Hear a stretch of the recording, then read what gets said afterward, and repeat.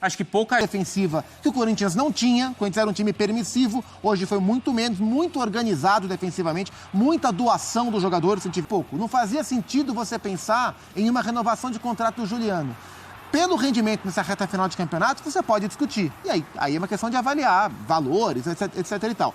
Mas é um jogador que está entregando muito mais. Então foi uma vitória heróica do Corinthians, assim, organização, desempenho, entrega, suportou muito bem. Perdeu o Cássio durante o segundo tempo, que embora o Carlos Miguel seja um goleiraço também, mas é um impacto grande você perder o Cássio, e o Cássio trabalhou muito hoje durante o jogo.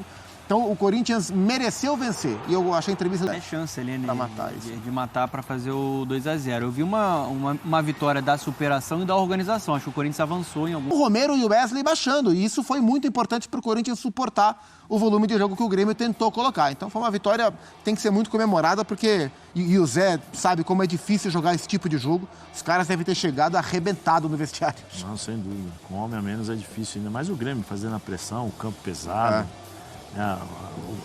A concentração de você encontrar o posicionamento correto, porque é uma questão de você entender que é um mecanismo que anda em conjunto, né? Você não pode, se um fizer um movimento, o outro tem que fazer junto, porque senão acaba perdendo esse espaço. E o Corinthians teve muitos méritos.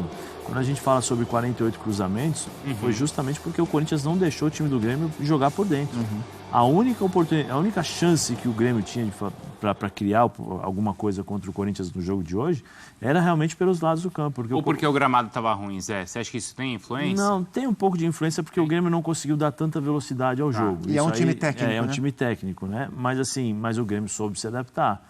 Né, porque é jogar pelos lados, porque o Corinthians, muitas vezes a gente estava lá dentro, né, o Corinthians fazia chegou a fazer uma linha de 6. Sim. O Zupac chamou a atenção, Moró, tá com 6 jogadores, 3 praticamente, foi no comecinho, né? No segundo tempo. No segundo tempo. Então, assim, não tinha o que fazer, porque o Corinthians realmente fazia a movimentação e o Grêmio não conseguia dar essa velocidade. Encontrava pelos lados o cruzamento e aí o próprio Renato começou a colocar atacantes lá dentro da área também para procurar essa alternativa, mas o Corinthians foi um Corinthians sólido, né? Um Corinthians que sabia exatamente o que tinha que ser feito dentro de campo. Não era um time que arriscava, não, vamos jogar aqui, espera, vamos jogar no contra-ataque, vamos jogar no erro do adversário. Quando tem a expulsão, o Corinthians tem, antes mesmo da expulsão, né? O Corinthians chegou acho que a criar duas oportunidades, sim, porque conseguiu sair, o Grêmio se projetou, as mudanças do Renato, e aí o Corinthians teve espaços para jogar. Mas acho que a vitória... ela é mais importante do que aquilo que o Corinthians fez dentro de campo, vamos dizer assim. Sim. 44 pontos.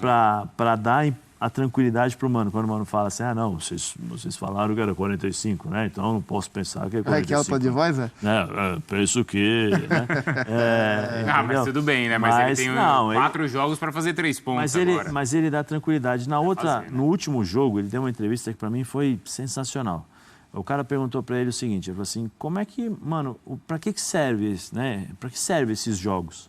Esse jogo especialmente, para que serve o que serviu para você? Ele falou assim, para entender quem são os homens que nos momentos difíceis eu posso contar com eles. Olha aí. Por isso que até ele tem colocado menos meninos, sim, e mais os cobras, né? Por isso que eu acho que essa vitória foi importante e significa muito, por exemplo. O Mano eu acho o Mano um bom treinador. Sim. Tem gente que gosta dele, da personalidade não, mas eu acho que como treinador ele é bom treinador. Né? E aí você consegue, se você pegar todas as entrevistas do Mano, do primeiro dia até hoje, você vai ver que é uma sequência. O primeiro jogo é o A, o segundo jogo é o B, o terceiro jogo é o C, entendeu? Ele tem uma linha de raciocínio e ele está trabalhando dentro dessa linha de raciocínio. O problema é que o futebol tem muitas variantes, e nessas variantes você acaba descobrindo o que é certo, o que é errado, a dificuldade, o que você conta, o que você não pode contar. E hoje foi exatamente isso. O Donan já tinha falou do Veríssimo, né? Você lembra quando eu falei para você aqui sobre liderança na época do Botafogo? Lembro. Quando nós estávamos conversando? Faz tempo. Exatamente isso. Você falou no programa de hoje, no programa de hoje. O Veríssimo tem isso, né? Mas é só você ver a postura do Veríssimo dentro de campo, que aí você vê. Por quê? Com pouco tempo de clube, né? Com pouco tempo de clube. O que ele faz dentro de campo, ele acaba contagiando os outros. Né? O primeiro cara que foi abraçar quando acabou o jogo foi o Gil. O Gil que não jogou. O Gil saiu do banco, foi lá e deu um abraço, tal. E é isso que contagia os jogadores. Você vê, mesmo o Fagner tem quantos anos de clube? 10. Ele não tem hoje a liderança que tem o Veríssimo. Ele não consegue, por mais que seja duro, que eu acho que ele até exagera em determinados momentos, mas a postura do Fagner sempre foi aquele cara, pô, o cara joga duro, é um pouco o Corinthians e tal. Você acaba se espelhando em determinados momentos. Não nas entradas fortes que ele exagera, que eu acho que não. Mas hoje o Veríssimo é o grande líder do Corinthians. É mesmo, Zé? Para mim é um cara que entrou e mudou. Eu falei isso no jogo contra o Estudiantes, que a trave ajudou o Corinthians lá naquele momento. Mas, por exemplo, daquele jogo em diante, o Veríssimo assumiu uma responsabilidade que há muito tempo alguns jogadores do Corinthians poderiam fazer, mas não tiveram essa personalidade, entendeu? Porque não é fácil.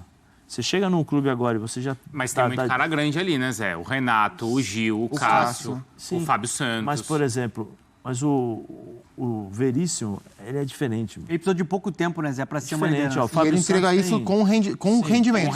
Isso é mais importante. Jogando muito. Ele entrega tudo. O Fábio Santos tem quanto tempo de Corinthians, entre todas as passagens? Né? O próprio Cássio. 8 anos. O próprio Renato.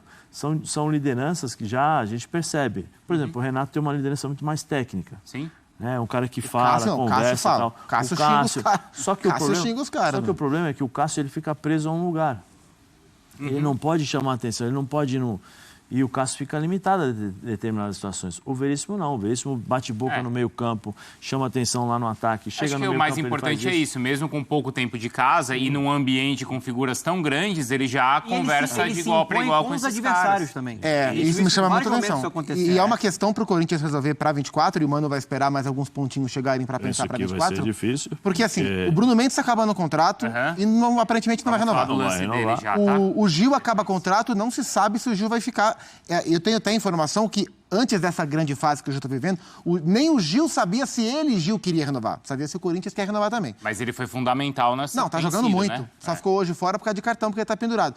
Então você vai perder o Bruno Mendes, você pode perder o Gil e o Veríssimo vai embora, não, mas ele tem contrato de empréstimo só até o meio do ano. Então a zaga é um setor que o Corinthians vai ter que olhar para a próxima temporada. A gente vai ver já na sequência, tem o Renato agora, tá? E depois já vamos chamar o Gaciba para participar, porque a gente vai discutir o lance ou os lances polêmicos desse jogo e que envolveu até uma confusão enorme no intervalo da partida com o dirigente do Corinthians, o gerente de futebol, não é, Zupac? O Alessandro tentou invadir a sala do VAR. A sala do VAR é no Rio, mas ele tentou invadir lá. Não interessa. Tinha uma porta, ele tentou entrar. Entendi. Entendeu? Porque ele estava revoltado. E a gente vai ver essa cena porque a gente está brincando, mas não pode acontecer o que aconteceu lá, né? E a gente já vai ver essa imagem.